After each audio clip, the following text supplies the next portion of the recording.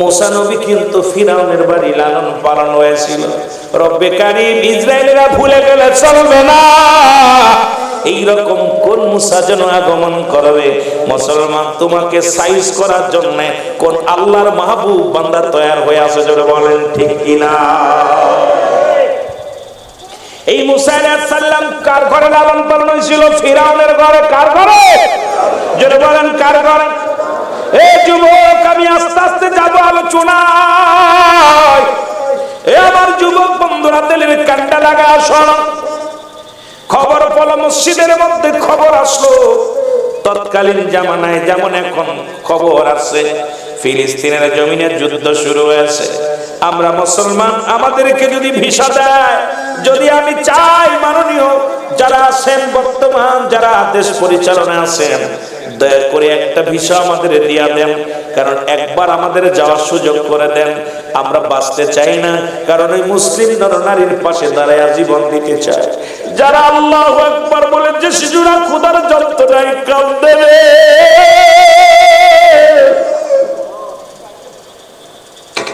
বোনের লতা খাইতেছে খোদার যন্ত্রণায়, ওই শিশুগুলো অনাহারে, শিশুগুলো রক্ত ঝরে জমিনের মধ্যে। আর ইসরায়েলের দালালেরা ঘোরাফেরা করে জমিনের মধ্যে, তাদের নজরে বাঁধে না। এ মুসলমান শোনো, ওই রকম মুনাফিক তো তৎকালীন জামানায় ছিল। আল্লাহ কমিনান না, মানুষের মধ্যে মায়াগুলো তারা বলবে আমান্না, তার ঈমান আনছে বিল্লাহি, আল্লাহর প্রতি, আখিরাতের প্রতি বিশ্বাস স্থাপন করবে। ওমা হুম বিমুমিনিন, আল্লাহ ডাকতে বলা হাবিব,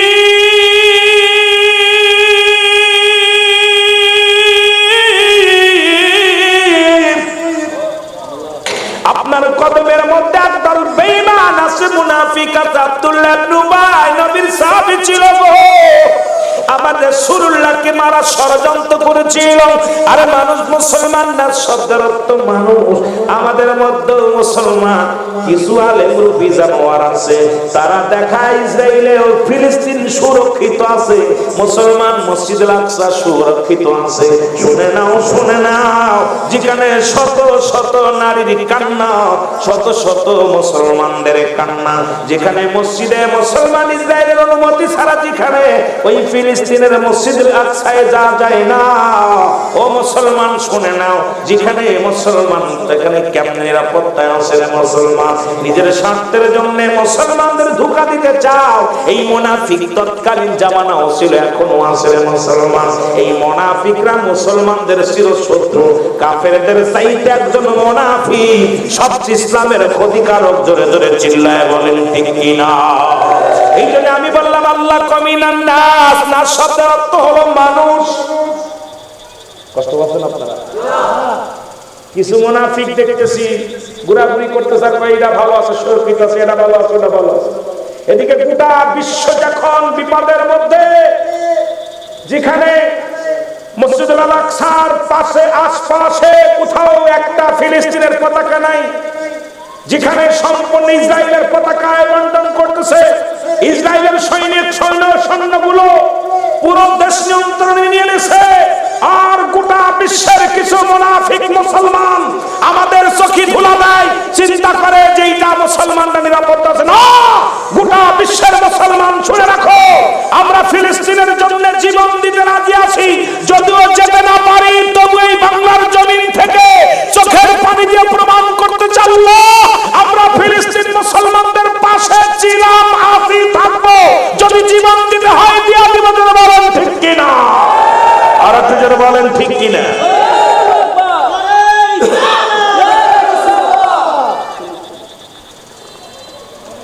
কষ্ট পাইলাম, এই সমস্ত কথাগুলো বলতে গেলে কষ্ট হয়।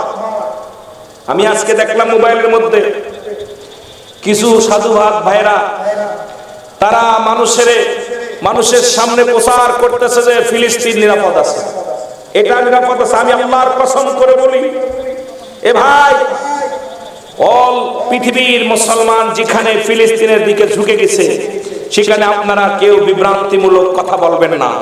কারণ মুনাফিকের নজরে কখনো ভালো কিছু নজরে পড়ে না। জোরে বলেন ঠিক কিনা? মুনাফিকদের নজরে ভালো কিছু পড়বে না। কারণ আজকে ফিলিস্তিনে যে দেখলাম প্রতি 2 মিনিট পর পর বোমা বিস্ফোরণ হচ্ছে। 2 মিনিট পর পর ফিলিস্তিনের জমিনে বোমা ফাটাইতেছে। যেখানে বড় বড় 10তলা 20তলা ভবন গুলো জমিনের সঙ্গে একদম মিশায়া দিতেছে। আজকে আপনি যদি বলেন যেখানে নিরাপদ আছে ওখানে নিরাপদ আছে, কারণ এই মিডিয়া গুলো প্রচার করতেছে যেগুলো নাকি মিথ্যা বলতেছে, মিথ্যা বলতেছে না। কারণ আপনাদেরকে আমি অনুরোধ করব, কোন বাজে দিকে তাকানোর সময় নাই। আমরা এখান থেকে যতটুকু পারি ফিলিস্তিনের সহযোগিতা করব। ফিলিস্তিনের জন্য প্রতিটা মসজিদে মসজিদে দোয়া করবেন, প্রতিটা মাহফিলে দোয়া করবেন। আমি মুসলমানদের কাছে আমার দাবি থাকবে, নিশির শেষ রাত্রে উঠে ফিলিস্তিনের জন্য 2 রাকাত তাহাজ্জুদের নামাজ পড়ে আল্লাহর দরবারে দোয়া করবেন। রব্বে কারীম যেন আবাবিল পাখি পাঠায়া দিয়া, আমরা তো যেতে পারছি না, আমাদের হাত পা বাঁধা, আমাদের তো ভিসা দেবে না, আমাদের তো বিমানের যাওয়ার ব্যবস্থা করে দিবে না, আমরা যেতে পাসপোর্ট পাবো না। তবে একটা অনুরোধ থাকবে, আপনারা চোখের পানি ছেড়ে মুসলিম জাতির জন্য কাঁদবেন। আল্লাহ তোমার কাছে দয়া ভিক্ষা চাই। আল্লাহর মুসলমানদের রক্ত আমরা দেখতে পারি না, মুসলমানদের করুণ দৃশ্য সহ্য করতে পারি না, ফিলিস্তিনের ওই কান্না আমরা সইতে পারি না। রব্বে কারীম, এই বাংলার জমিন থেকে আমরা তোমার দরবারে ফরিয়াদ করি, আল্লাহ তুমি মুসলিম মিল্লাতের শাখ হয়ে যাও। জোরে বল আল্লাহু আকবার, আর একটু জোরে বল আল্লাহু আকবার। মুহাব্বতের সঙ্গে দুরূদ শরীফ পড়েন, আল্লাহুম্মা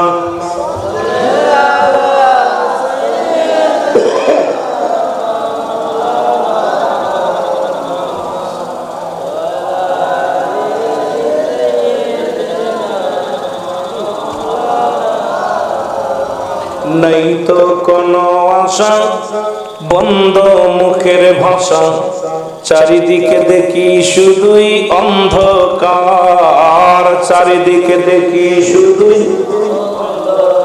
আরো জোরে বলেন, নাই তো কোনো আশা, বন্ধ মুখের ভাষা, চারিদিকে দেখি শুধুই অন্ধকার। বলো, চারিদিকে দেখি শুধু। নাই তো কোনো আশা, বন্ধ মুখের ভাষা, কথা বললেই দোষ। আওয়াজ দিয়ে বলে, নাই তো কোনো আশা, বন্ধ মুখের ভাষা, চারিদিকে দেখি শুধুই অন্ধকার। বলো, চারিদিকে দেখি শুধু। না না আর মানি না ইহুদিদের ওই বাহানা, না না আর মানি না খ্রিস্টানদের ওই বাহানা, ওদের ওই ধোঁকার পিছে আছে যে শুধুই মিশে। আমরা তো ইয়াসাবুকা বারবার খাচ্ছি ধোঁকা, আমরা তো ইয়াসাবুকা বারবার খাচ্ছি ধোঁকা। নাই তো কোনো আশা, বন্ধ মুখের ভাষা, চারিদিকে দেখি শুধুই অন্ধকার। বলো, চারিদিকে দেখি শুধুই। আরো জোরে বলেন, চারিদিকে দেখি।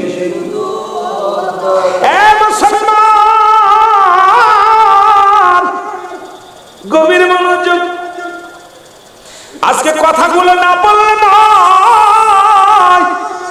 যুবক বন্ধুরা, তৎকালীন তুর্কিস্তানের যুদ্ধ শুরু হলো, মুসলমানদের রক্ত নিয়ে খেলা হয়। এইরকম একজন যুদ্ধবীরের দরকার আমার, সেলফি তোলা বীরের দরকার নাই।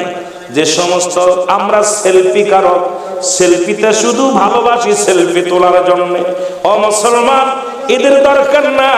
দরকার হলো ওই তৎকালীন জামানায় ওই মুসলমান যারা তুর্কিস্তানের যুদ্ধের কথা শুরু হলো, মসজিদের মধ্যে ইমাম সাহেব ফজরের সালাত আদায় করে সালাম ফিরে সালাত আদায় করে দোয়া শেষে বললেন, ও গোটা মুসল্লিগণ শোনো, তুর্কিস্তানে মুসলমানদের রক্ত নিয়ে খেলা হয়, তুর্কিস্তানে মুসলমানদের রক্ত ঝরে।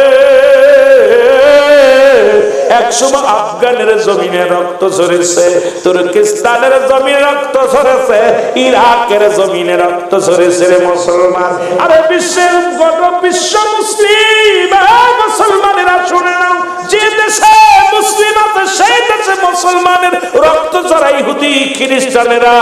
আমার বাবারা একটু দিলের কান্ডা লাগা শুনে নাও। এর খবর আসলো ইমাম সাহেব কেমন ইমাম সাহেব সালাম দিয়ে বললেন, বাবারা শোনো, তোমরা কেউ কি পারবে ওই তুর্কিস্তানে মুসলমানদের রক্ষাতে তোমরা যাবার জন্য? ওই মসজিদে একজন মুসল্লি ছিল, নাম হলো, তার নাম হযরতে ফারুক। জোরে জোরে চিল্লায় বলা যাবে না মারহাবা। এরা ফারুক বাড়ি গেলেন, বাড়িতে বিবিরে ডাকতে কয়, বিবি, তুর্কিস্তানের মুসলমানদের রক্ত নিয়ে খেলা করে ইহুদিরা। তুর্কিস্তানের মুসলমানদের জমিনের মধ্যে রক্ত ঝরে, ছোট ছোট মাসুম বাচ্চাগুলো অনাহারে কাঁদে। বিবিরে, আমি যাব তুর্কিস্তানে রাসূলুল্লাহর সৈনিকদের রক্ষা করার জন্য, মুসলমানদের ইজ্জতের চাদর রক্ষা করার জন্য। ও বিবি শোনো, আমাকে তুমি আর বাধা দিবে না, গুছা দাও, আমি যাব তুর্কিস্তানে। আরে রাসূলুল্লাহর উম্মতিরা, মুসলমান যদি জমিনের মধ্যে যদি আমার চোখের সামনে রক্ত ঝরে মারা যায়, রব্বে কারিমের দরবারে কি জবাব দিব? আমি জবাব দিতে পারবো না রে বিবি, আমি যাব তুর্কিস্তানের যুদ্ধে।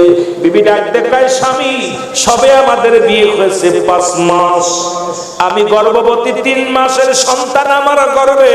আপনি যদি চলে যান যুদ্ধের ময়দানে, যদি আপনি না জানি খোদা না করুক আপনি যদি মারা যান, তাহলে আমার কি অবস্থা হবে? আমার গর্ভের সন্তানের কি অবস্থা হবে রে স্বামী? আপনার কাছে আমি কি বলবো? আপনার কাছে বলি, আপনি আমাকে একা রেখে যেন না, আমার এই গর্ভের সন্তান এতিম হয়ে যাবে, আমিও বিধবা হয়ে যাব। আপনার কাছে অনুরোধ করি, আমাকে রেখে যাবেন না। এর হযরতে ফারুক ডাক দে কয়, বিবি, আমি মুসলমান হয়ে মুসলমানের ওই কষ্টের দিনে যদি পাশে না থাকি রে বিবি, ওই রক্ত ঝরা তুর্কিস্তানের জমিনে আজ আমি ফারুক যদি তাদের পাশে না দাঁড়ায়, রব্বে কারিমের দরবারে আমি কি জবাব দিব? জবাব দিতে পারবো না। জোরে জোরে চিল্লায় বলা যাবে না আল্লাহু আকবার। একটু মহব্বতের সঙ্গে দুরূদ শরীফ পড়ুন, আল্লাহুম্মা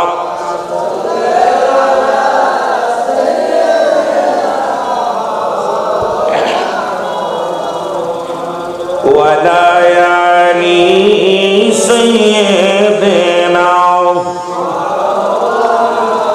জাগো সুন্নি মুসলমান, জাগো সুন্নি মুসলমান, এর ময়দানেতে প্রমাণ হবে, ময়দানেতে প্রমাণ হবে তোমার আছে কি ঈমান।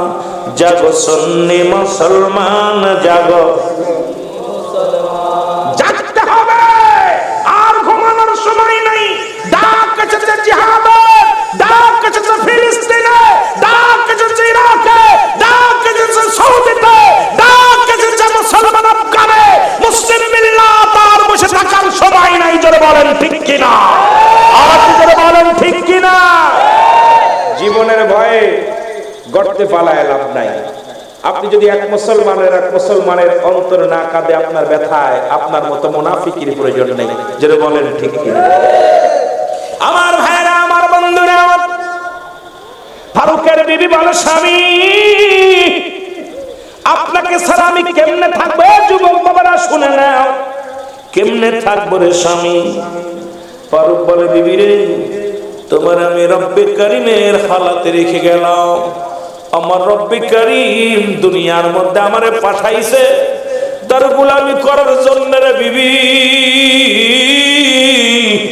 ও বিবি, আমি যাব রাসূলুল্লাহর সৈনিকদের রক্ষা করার জন্য, আমি যাব আমার রাসূলের উম্মতদের রক্ষা করার জন্য, আমি যাব সত্য ইসলামকে টিকিয়ে রাখার জন্য, আমি যাব যারা কোরআনের প্রতি অবমাননা করেছে, যারা হাদিসের প্রতি অবমাননা করেছে।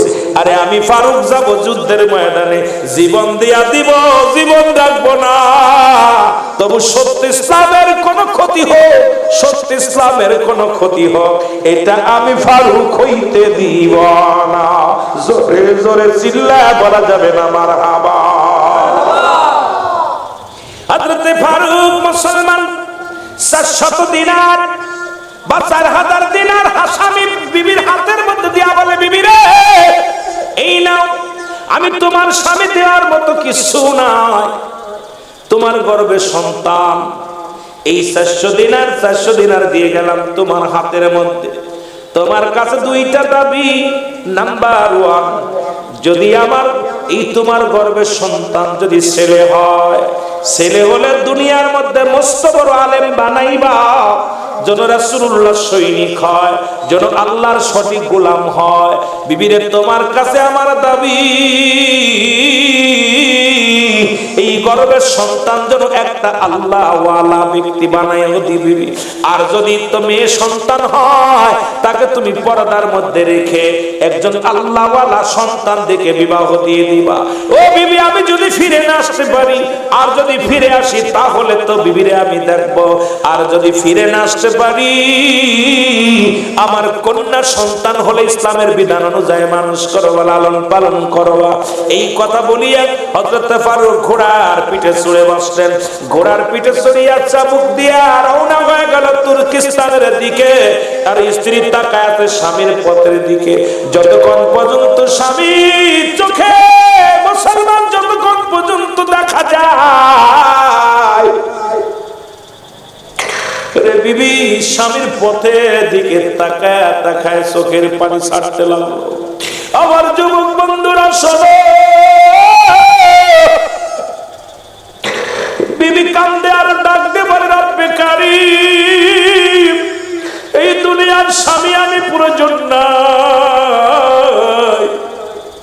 আমি তোমার গোলামি করতে চাই, তোমার রাসূলের মতে চলতে চাই, সত্য ইসলামের বিধান মেনে আমার চলার তৌফিক দান করো। যতদিন বেঁচে থাকি আমার তুমি মানি হারাতে রাখো, আর আমার স্বামীকে তুমি রক্ষা করো গো আল্লাহ। যদি আমার স্বামী বেঁচে থাকে, যদি যুদ্ধের ময়দানে যদি বেঁচে থাকে গো আল্লাহ, আমার বুকে ফিরে দিও, আর যদি না থাকে তুমি শাহাদাতের মৃত্যু দিয়ে দিও, যেন রাসূলুল্লাহ সত্য পথে মৃত্যু হয়। জোরে জোরে চিল্লায়া বলা যাবে না মারহাবা।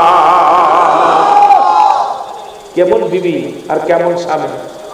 আমার যুবকেরা শুনে নেন, সেই তুর্কিস্তানে চলে গেলেন হযরতে ফারুক। আল্লাহ পাক তারে নিয়ে গেলেন যুদ্ধের ময়দানে, মুসলমানদের পক্ষে লড়লেন। লড়ার পর হযরতে ফারুক ওই তুর্কিস্তানের অমুসলিমদের হাতে ধরা পড়ে গেলেন। ধরা পড়ার পর 1 দিন 2 দিন 3 দিন নয়, দীর্ঘ 27টা বছর জেলখানায় কাটালেন। কয় বছর? 27টা বছর জেলখানায় কাটালেন। বিবি 1 দিন 2 দিন 1 মাস 2 মাস 1 বছর 2 বছর করে কয়েকটা বছর কেটে গেল। দুনিয়ার মধ্যে আল্লাহ তাআলা সুন্দর একটা পুত্র সন্তান তার দান করলো। সন্তানটাকে বুকে নিয়ে আল্লাহ আমি এমন সৈনিক বানাবো, দুনিয়ার কোনো মুখাপেক্ষি হবে না। আমার স্বামী যে পথে গেছে, আমার সন্তান যেন সেই পথেই যেতে পারে, দুনিয়ার মোহে যেন না পড়ে, দুনিয়ার কোনো মুখাপেক্ষি যেন না হয়। রব্বে কারীম তোমার মুখাপেক্ষি যেন আমার সন্তান হয়। আল্লাহ আমার সন্তান থেকে আমি এমন ভাবে যেন লালন পালন করতে পারি, জীবনের বিনিময়ে যেন আমার কলিজার টুকরা সন্তান ইসলামটাকে মুসলমান, হ্যাঁ ইসলামটাকে তরতাজা করতে পারে, ইসলামের জন্য যেন লড়তে পারে, সত্য ইসলাম কোরআন হাদিসের জন্য যেন আমার কলিজার টুকরা সন্তান যেন চিরদিন লড়তে পারে। জোরে জোরে চিল্লায় বলেন মারহাবা। এদিকে স্ত্রী যত মানুষ গিয়েছিলেন তুর্কিস্তানে, যখনই শোনে তুর্কিস্তান থেকে লোক আইসে যায় সে বাড়ি, আমার স্বামী এক খবর জানেন, কেউ খবর কইতে পারে না, খবর কইতে পারে না রে মুসলমান। শোনে না, অনেক লম্বা আলোচনা সংক্ষিপ্ত করব, কারণ অনেক লম্বা আলোচনা রয়েছে। ও যুবক, এবার কি করলেন? 27টা বছর পরে হযরতে ফারুক ছাড়া পালেন। উনি ছাড়া পেয়ে বাড়ি চলে আসলেন। ওদিকে তুর্কিস্তান মুসলমানরা বিজয় লাভ করলেন। গোটা তুর্কিস্তানে কুরআন জয় হলো, হাদিসের জয় হলো, দয়াল নবীর উম্মতের বিজয় হলো। পুরো তুর্কিস্তানের জমিনে কালেমার পতাকা ফতফত করে উঠল। পুরো তুর্কিস্তানের জমিনে লা ইলাহা ইল্লাল্লাহু মুহাম্মাদুর রাসূলুল্লাহ আল্লাহু আকবার পতাকা কায়েম করিত হয়ে গেল। জোরে জোরে চিল্লায় বলো মারহাবা। এদিকে 27 বছর পরে তুর্কিস্তান থেকে সারা পেল জেলখানা থেকে হযরত ফারুক। উনি পেয়ে যখন দেশে আসলেন, এসে দেখে 40 বছর বয়সে গেছে আর 27 বছর পরে ফিরে আসছে। বুড়া হয়ে গেছে, বয়স করে মুসলমান। নিজের বাড়ি চিনতে পারে না, নিজের বাড়ি নিজের খবর জানে না। ফারুক কি করলেন? নামাজ আদায় করলেন মসজিদের মধ্যে, যে নামাজ আদায় করে। ওদিন ছিল জুম্মার দিন, জুম্মার খুতবা দেয় ওই মসজিদের খুতবা। যিনি ইমাম সাহেব তার নাম হলো হযরত রাবিয়া। উনি খুতবা পাঠ করেন আর হযরত ফারুক এই খুতবা শুনে মুখরিত হয়ে যায়। ডাকতে বলে, রব্বে কারীম, আজ থেকে 27 বছর আগে আমি গিয়েছিলাম যুদ্ধের ময়দানে। আমার বিবির গর্ভে সন্তান ছিল। যদি আমার বিবির সন্তান যদি ছেলে সন্তান হতো, আর যদি আমি বেঁচে থাকতাম, এইরকম মস্ত বড় একজন আলেম বানাইতাম, যিনি রব্বে কারীমের গুণগান সবসময় গাইত। দুনিয়ার কোন মুকাফিক্কি হতো না, রব্বে কারীম তোমার মুকাফিক্কি হতো। রব্বে কারীম এই সন্তান না জানি আমার বিবির গর্ভের সন্তান মেয়ে হয়েছে বা ছেলে হয়েছে জানি না, বেঁচে আছে কি না জানি না, তবে শুধু শুধু কি মনে করি এই বলে কাঁদতে লাগলেন হযরত ফারুক। এবার ছেলের কথা বেশি মনে পড়ে গেল। এবার খুঁজতে লাগলেন নিজের বাড়ি। ও মুসলমান শুনে নাও, খুঁজতে খুঁজতে বাড়ি এক আন্দাজের পথ ধরলেন যে বাড়িটা, সেই বাড়িটা বিশাল পর্দা করা। হযরত ফারুক ঘোড়া চেপে ধরে বাড়ির মধ্যে প্রবেশ করলেন। আর ওই বাড়ির যিনি মালিক ছিলেন তার নাম হলো রাবিয়া, মসজিদের ইমাম, বড় মাওলানা। উনি এসে সঙ্গে সঙ্গে ফারুককে ধরে ফেললেন। ফারুককে যখন চেপে ধরলেন, ডেকে বলেন, তুমি এত রাত্রে একজন পুরুষ মানুষ হয়ে কেন ঘরের মধ্যে প্রবেশ করলা? ফারুক বলে, বাবা আমার ভুল হয়ে গেছে, আমি মনে করেছি আমার বাড়ি।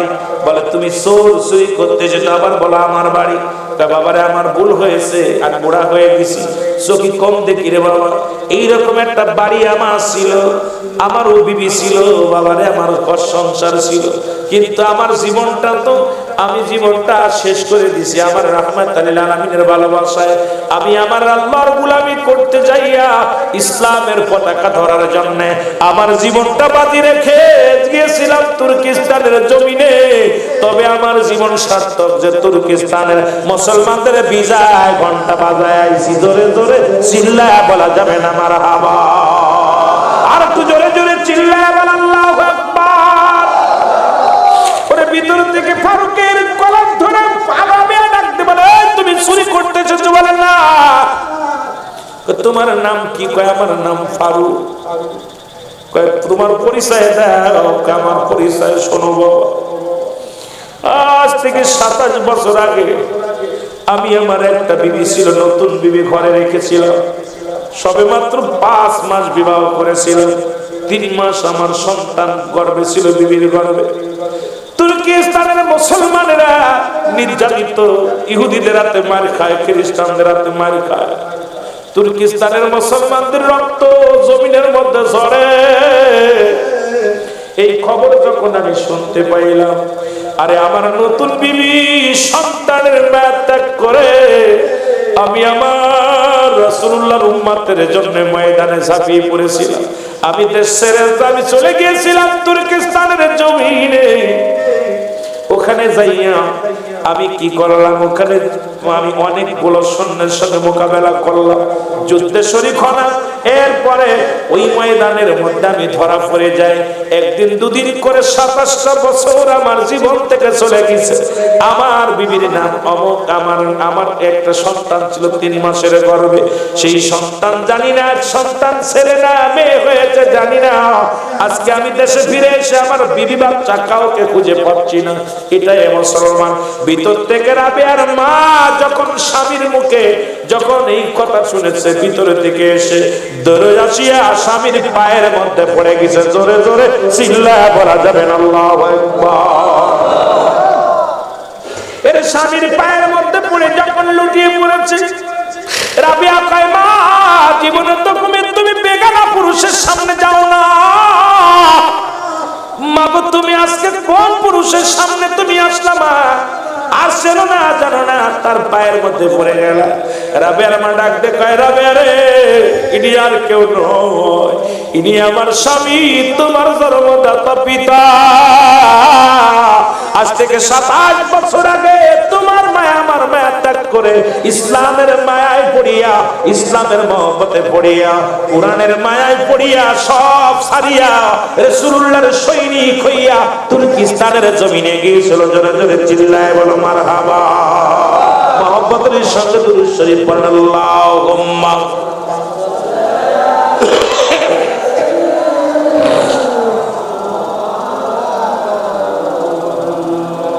জোরে জোরে। এই গাজ্জার ফিলিস্তিনে কাণ্ড কি ঘটিয়েছে শয়তানে বলো, ফিলিস্তিন আর গাজ্জার জমিনে কাণ্ড কি ঘটিয়েছে শয়তানে বলো, কাণ্ড কি ঘটিয়েছে। দয়াল নবীজির উম্মতে, তাই দয়াল নবীজির উম্মতে আবরণ লড়িতেছে ময়দানে বলো, আবরণ লড়িতেছে। আরো জোরে বলেন, আবরণ লড়িতেছে ময়দানে ফিলিস্তিন আর গাজ্জার জমিনে কাণ্ড কি ঘটিয়েছে শয়তানে বলো, কাণ্ড কি ঘটিয়েছে। কোথায় আজ বিশ্ব মুসলিম নেতা, কোথায় আজ জাতিসংঘ আর তালেবান, শোনো না তাদেরই কান্না। কত শিশু কাঁদে আছে রাস্তার কিনারে, কত শিশু কাঁদে আছে রাস্তার কিনারে। কাণ্ড কি ঘটিয়েছে শয়তানে বলো, কাণ্ড কি ঘটিয়েছে। আরো জোরে, কাণ্ড কি ঘটিয়েছে শয়তানে ফিলিস্তিন আর গাজ্জার জমিনে বলো, ফিলিস্তিন আর গাজ্জার কাণ্ড কি ঘটিয়েছে শয়তানে বলো, কাণ্ড কি ঘটিয়েছে। দয়াল নবীজির উম্মতে বলো, দয়াল নবীজির উম্মতে আবরণ লড়িতেছে ময়দানে বলো, আবরণ লড়িতেছে ময়দানে। কোথায় আজ বিশ্ব বিবেক, আজ বিশ্ব নেতা, তোমাদের কানে কি পৌঁছে দেয় ফিলিস্তিনের কান্না। কত নারী কাঁদে আজ, কত শিশু কাঁদে আজ রাস্তার কিনারে। আজ কত রক্ত ঝরে আজ জমিনে, আজ কত রক্ত ঝরে জমিনে ফিলিস্তিন আর গাজ্জার জমিনে। কাণ্ড কি ঘটিয়েছে শয়তানে বলো, কাণ্ড কি ঘটিয়েছে। আরো জোরে বলেন, ফিলিস্তিন আর গাজ্জার জমিনে কাণ্ড কি ঘটিয়েছে শয়তানে বলো, কাণ্ড কি ঘটিয়েছে। দয়াল নবীজির উম্মতে বলো, দয়াল নবীজি উম্মতে আবরণ লড়িতেছে ময়দানে বলো, আবরণ লড়িতেছে। আরো বলো, আরো আবরণ লড়িতেছে। বিশ্ব বিবেক আজ বন্ধ কেন, চাচুকের কথা নাই কেন, জবান বন্ধ কেন। কোথায় তালেবান বিশ্ব নেতা, কোথায় তালেবান বিশ্ব নেতা। তোমাদের কানে কি পৌঁছে না শিশুর কান্না, তোমাদের কানে কি পৌঁছে না মায়ের কান্না। কত রক্ত ঝরে আজ, কত রক্ত ঝরে আজ ফিলিস্তিনে, ফিলিস্তিনে কাণ্ড কি ঘটিয়েছে শয়তানে বলো, কাণ্ড কি ঘটিয়েছে। আরো জোরে বলেন, কাণ্ড কি ঘটিয়েছে ফিলিস্তিন আর গাজ্জার জমিনে। কাণ্ড কি ঘটিয়েছে শয়তানে বলো, কাণ্ড কি ঘটিয়েছে। দয়াল নবীজির উম্মতে বলো, মায়ার নবীজির উম্মতে আবরণ লড়িতেছে ময়দানে বলো, আবরণ লড়িতেছে ময়দানে। এ মুসলমান, এখান থেকে তো স্লোগান আর তাকবীর দেওয়া ছাড়া আমাদের কিছু নাই। লড়তেছি এখান থেকে, আল্লাহ তুমি কবুল করো। কোন পাগলটার দোয়া কবুল হয়ে যায়।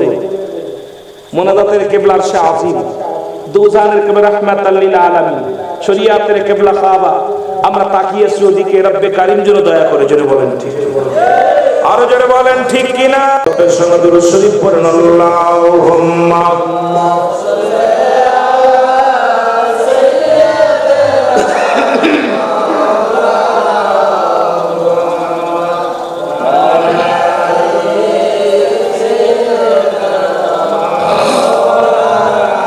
জোরে বলেন আল্লাহুম্মা সাল্লি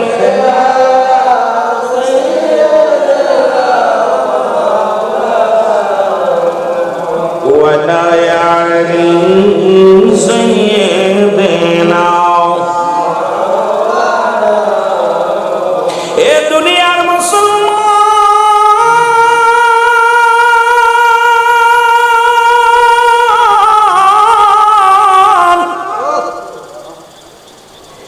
বাবা মায়ের দুজনের এই মায়াবী দৃশ্য দেখতে লাগলেন।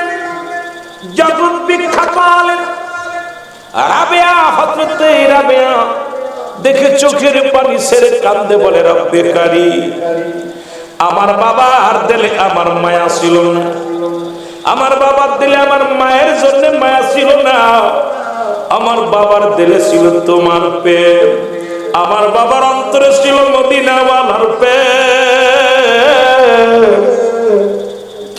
আমার বাবা নতুন বিবি ছেড়ে দিয়া মায়ের গর্ভের সন্তান রেখে যে বাবা কালেমার জন্য, ইসলামের জন্য জীবনকে বাজি রেখে তুর্কিস্তানে গিয়েছিল। রব্বে কারীম, রব্বে কারীম,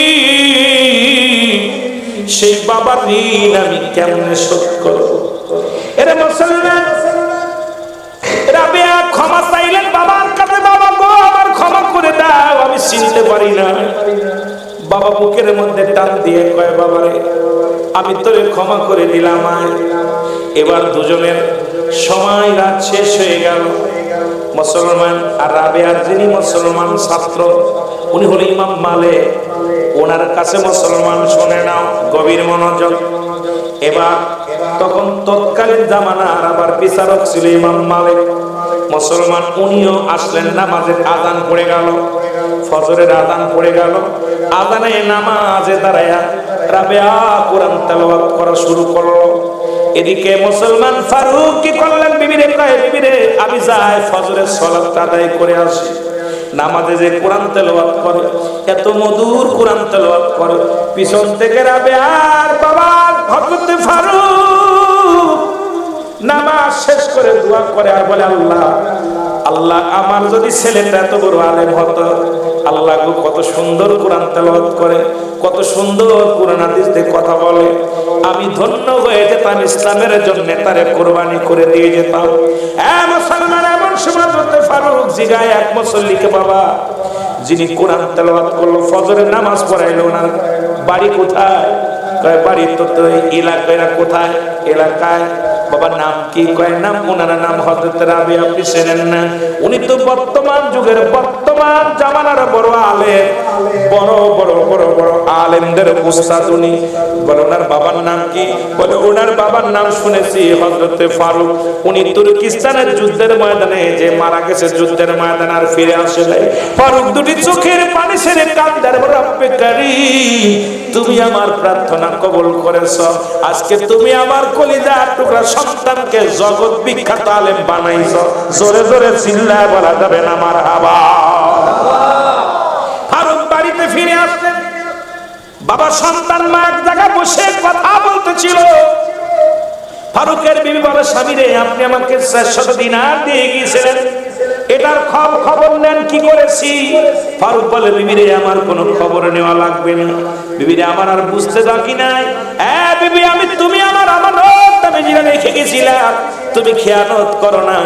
তুমি আজকে এই জমিনের মধ্যে, আসমানের নিচে, এই জমিনের উপরে আমার কলিজার টুকরা সন্তানকে এই যুগের বড় আলেম বানাইছো। এমন একজন আল্লাহওয়ালা আলেম, এমন একজন আলেম বানাইছো যিনি রব্বে কারীমের প্রেম ছাড়া তার অন্তরের ভিতরে কিছু নাই, মদিনা আনার প্রেম ছাড়া কিছু নাই।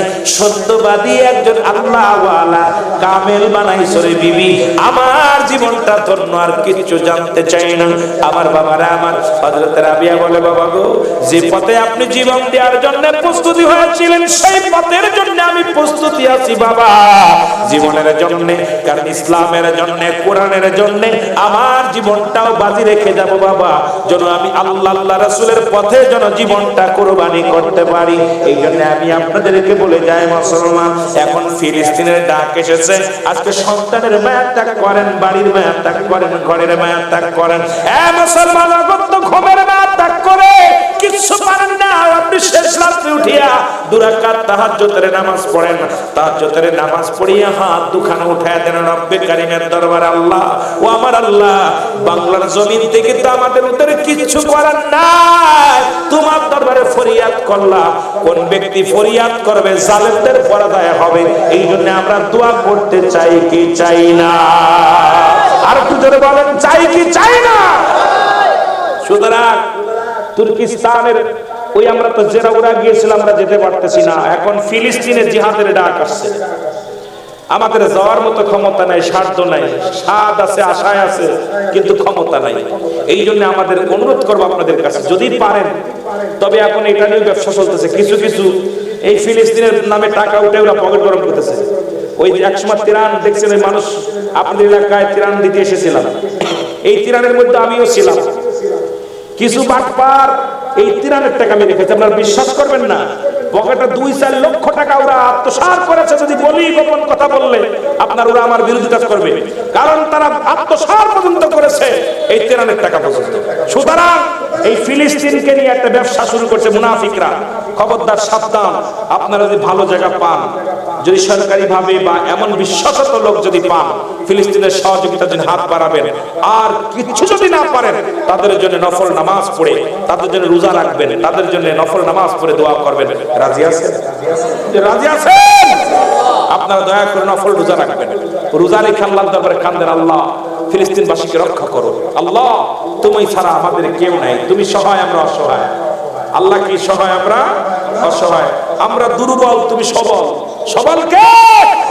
আল্লাহ, আমরা দুর্বল। সুতরাং আমরা বেশি বেশি করে কাঁদবো। এই জন্য আপনাদের কাছে আমার করজোরে দাবি থাকবে যে আজকে যারা আসছেন সবাই আট্টশীর মুরিদ না, এখানে বিভিন্ন লোক আছেন। আমি সবচেয়ে খুশি হয়েছি যে আমরা আট্টশিয়া, সারসিনা, পূর্বশিব, দেওয়ানবাগ, তাবলিগ, আমলিগ দেখার সময় নাই, কারণ আমরা মুসলিম মিল্লাতের ঐক্যের সাথে এক হইতে হবে। আমাদের একটাই ডাক, পীর কোনো মাকসুদ নাই। আট্টশি হুজুর পার করবে এই শর্ত যদি কেউ বলে, ওটা ভণ্ড, বেয়াদব, কাজ্জাব, ধোঁকাবাজ। জোরে বলেন ঠিক কিনা? কারণ হিদায়াতের মালিক আট্টশি হুজুরের হাতে না, সরমনা হুজুরের হাতে না, সারসিনা হুজুরের হাতে না, তাবলিগের হাতে না, আমলিগের হাতে না, হেদায়েতের চাবিকাঠি নবীজির হাতেও না, এটা হলো স্বয়ং আল্লাহর হাতে। জোরে বলেন ঠিক কিনা? যদি এর কপালে যেহেতু কালেমা জোটে নাই, হেদায়েতের দায়িত্ব কার? আল্লাহর। আপনাকে দায়িত্ব দিয়েছে বলা। এই জন্য আমরা বলবো, আপনাদের অনুরোধ করি, দল বল নির্বিশেষে, কে কোন তরিকার মানুষ, কে কোন দলের মানুষ, আমি বারবার বলি, পীর কোনো মাকসুদ নাই, মাকসুদ স্বয়ং আল্লাহ। মাকসুদ কে? আল্লাহ। এইটা চিন্তা করে আমল করতে পারি, অবশ্যই অবশ্যই আমরা দুনিয়া আখিরাত দুইটাই কামিয়াব হব। জোরে বলেন ঠিক কিনা? আরো জোরে বলেন ঠিক কিনা? মহব্বতের সঙ্গে দুরূদ শরীফ পড়েন, আল্লাহুম্মা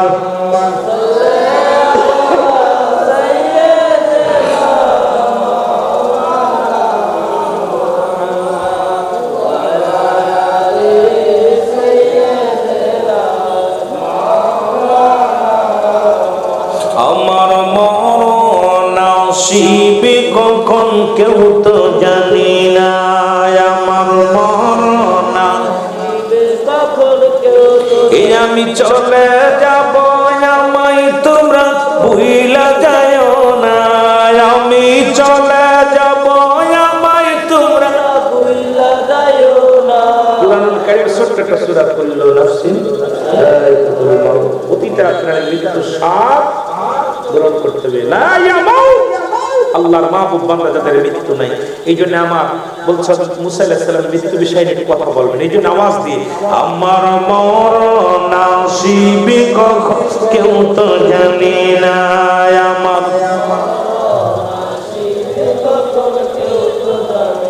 টাকা পয়সা দালান কোটা জায়গা করেছি, সব কিছু ফেলাইয়া যাচ্ছি, একাই চলেছি রে আমি।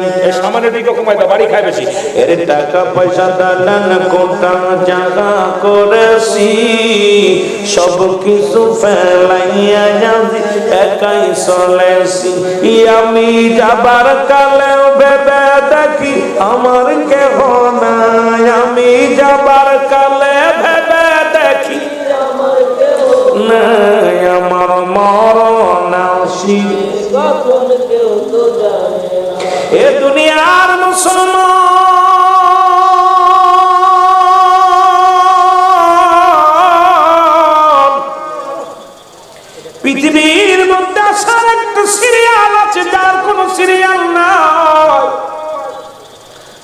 যায় দাদা জিন্দা বাবা দুনিয়ার মধ্যে নেই, নাতি জিন্দা দাদা নাই, দাদা জিন্দা নাতি নাই। বাবার কাঁধে সন্তানের লাশ, সন্তানের কাঁধে বাবার লাশ। আল্লাহ কখন যেন মালাকুল মউত আসবে। মানুষের দুইটা টাইমে মরণ হয়, একটা হলো রাতের বেলা, একটা হলো দিনের বেলা। ও যুবক, দিন শুরু করেছিলাম, মৃত্যুবরণ করি নাই। রাত শুরু করেছি, মৃত্যুবরণ এখনো করি নাই। রাত যে শেষ করতে পারবো কেউ বলতে পারি না। মালাকুল মউত, পৃথিবীর মধ্যে তিনটা বিপদ মানুষের নাম্বার ওয়ান হলো মানুষের মরণ। 2 নাম্বার বিপদ হলো কবর। 3 নাম্বার বিপদ হলো কিয়ামতের ময়দান। একটার পর একটা বিপদ। আল্লামা মুফতি আমজাদ আলী সাহেব একটা কিতাব লিখলেন, কিতাবের নাম্বার শরিয়ত। এই কিতাবের মধ্যে লিখতে যা বললেন, দুনিয়ার মানুষ শোনো, মানুষ যখন সাধারণ মৃত্যুবরণ করে 70টা তাজা উটের গায়ের চামড়া জবাই না করিয়া উল্টো দিকে টান দিয়া লবণার মরিচ লাগা দিলে যতটুকু যন্ত্রণা হয়,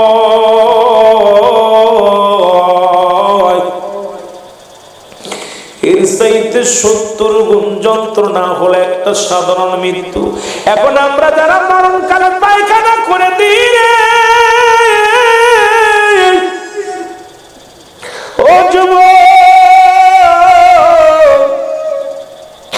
আমরা যারা মরণের সময় প্রস্রাব করে দিই, মরণের সময় চোখ দুটি বড় বড় হয়ে যায়। কত মানুষ মরণের সময় পায়খানা প্রস্রাব করে দেয়, কত মানুষ মরণের সময় চোখ দুটি বড় বড় হয়ে যায়, কত মানুষ মরণের সময় একটা অঙ্গ বেঁকা হয়ে যায়। ও মুসলমান, তাদের মৃত্যুটা কত কঠিন হয়। এই মরণের পেয়ালা পান করতে হবে, পালানোর কোনো জায়গা নেই। করোনা ভাইরাসের ওষুধ পাইলো, বাংলাদেশে কত রোগের ওষুধ পাইলো, এই মরণ রোগের কোনো ওষুধ নাই। এখানে কোনো ওষুধ পাওয়ার সম্ভাবনা জোরে বলেন ঠিক কিনা? আবার যুবক বন্ধুরা, ওরে মুসা আলাইহিস সালামের কাছে আজরাইল চলে আসে না। আদম নবী থেকে শুরু করে আখিরি নবী রাহমাতুল লিল আলামিন পর্যন্ত যত পয়গম্বর, যত নবী আগমন করেছে, প্রত্যেকেরই মৃত্যুর পেয়ালা পান করা লাগছে। তদ্রূপ আল্লাহ পাক হুকুম দিলেন, যাও রে জিবরিল, যাও আমার নবী মুসা আলাইহিস সালামের জানটা বাইর করার জন্য চলে যাও। ওরে আখিরি নবীর ইন্তেকাল হয়েছে।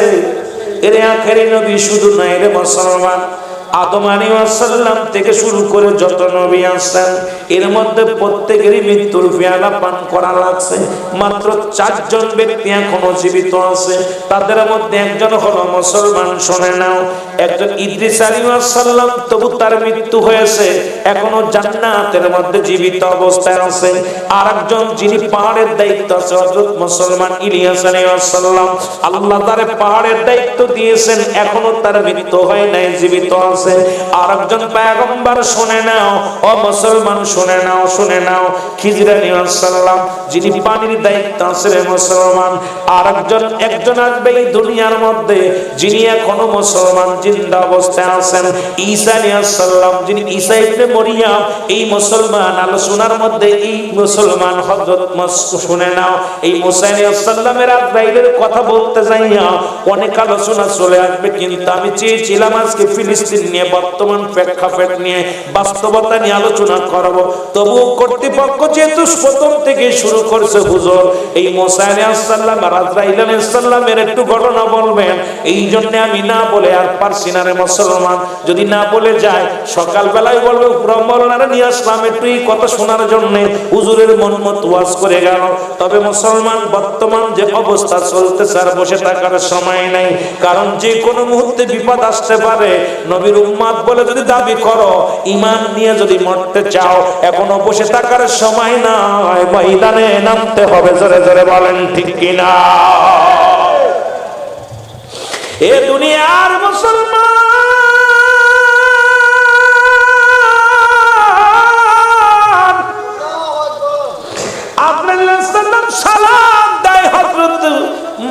আলাইহিস সালামের কাছে সালাম দেন, আসসালামু আলাইকুম নবী মুসা গো, আমি আপনার কাছে হাজির হয়ে গেলাম। মুসা নবী ওয়ালাইকুম আসসালাম, তুমি কে? বলে আমি আজরাইল। বলে আজরাইল রে, তুমি কেন আসছো? মিন আমারে পাঠাইছে আপনাকে নিয়ে যাওয়ার জন্য। আপনি কখন যাবেন? কয়টা দিন আর থাকতে চান দুনিয়ার মধ্যে? এই সংবাদটা আমারে বলেন। যদি এখনই যেতে চান এখনই নিয়ে যাব, আর যদি আপনি থাকতে চান থাকতে পারেন গো নবী। নবী মুসা আলাইহিস সালাম ডাকতে কয় আজরাইল, তুমি আমার কাছে আসছো, আমি জানতে চাই রে আজরাইল। আজরাইল শোনো, তুমি আমার কোন জায়গা দিয়ে ঢুকবা? বলে আজরাইল ডাকতে বলে হুজুর আপনার কোন জায়গা দিয়ে ঢুকবো? আমি ঢুকবো আপনার কি দিয়ে? আপনার মুখ দিয়ে। আজরাইল কয় ও আজরাইল ডাকতে কয় নবী মুসা ডাকতে কয় আজরাইল, তুমি কি জানো না আমার এই মুখটা দিয়ে রব্বে কারীমের সঙ্গে আমি কথা বলেছি। আমার এই পবিত্র মুখ দিয়ে তোমার ঢুকতে দিতে পারি না রে আজরাইল, এই পবিত্র মুখ দিয়ে তুমি ঢুকতে দেব না, সম্ভব নয়। কয় মুসা নবীরে ডাক দে আজরাইল, হুজুর আপনার চোখ দিয়ে ঢুকবো। কয় আমার এই চোখ দিয়ে রব্বে কারীমের এই কুদরতি চেহারা আমি দেখছি রে, পর্দার আড়ালে রব্বে কারীমের সঙ্গে দিদার হয়েছে, সুতরাং এই চোখ দিয়ে আমি ঢুকতে দিতে পারবো না। কয় কান্দে ঢুকবো? কয় কান্দে আমি ঢুকতে দিব না, কারণ এই কান্দে আমি রব্বে কারীমের কথাগুলো শুনেছি। আমার আল্লাহ যখন কথা বলেছিল ওই কথাগুলো আমি কান্দে শ্রবণ করেছি, সুতরাং এই কান্দে আমি ঢুকতে দিব না। জোরে জোরে চিল্লায় বলা যাবে না মারহাবা। অনেক লম্বা আলোচনা, এই কি ফস করে বলা সম্ভব? তবুও কিছু কথা কাজ দিতে হবে, কারণ 11টা বাজতে চলো, বক্তার টাইম, উনি ওয়াজ করবো, ওনার তো সময় দিতে হইব। তো বিশেষ করে আজরাইল বলতেছে হুজুর আল্লাহ নিতে হুকুম দিছে, আমার যেমনি ইচ্ছা এমনি যাব, আপনার কথা কইবেন দেওয়ার সময় নেই। কথা বুঝছেন? মুসা আলাইহিস সালাম এত রাগ হইছে আজরাইল একটা থাপ্পড় মারছে জোরে, এক থাপ্পড়ে আজরাইলের চোখ দুইটা উঠে গেছে। সুবহানাল্লাহ বলো, এত জোরে থাপ্পড় লাগছে না কোন সাইডে, চোখ দুইটা। আরে কানা আজরাইল দাঁড়া আছে, রব্বে কারীম ডাকতে বলে আজরাইল কি খবর বলো? ইমানদারের কত পাওয়া। ইমানদার আপনারা এত কষ্ট করে জেগে জেগে নামাজ আদায় করেন, তাহাজ্জুদের নামাজ পড়েন, কুরবানি করেন, রোজা রাখছেন, হজ করেন, হালাল খান, ঈদ মাহফিলের ময়দানে বসেন, আপনাদের পাওয়া। আর ওই গান বাজনা করে বেড়ায় ময়দান, ওদের পর এক নয়। ইমানদারের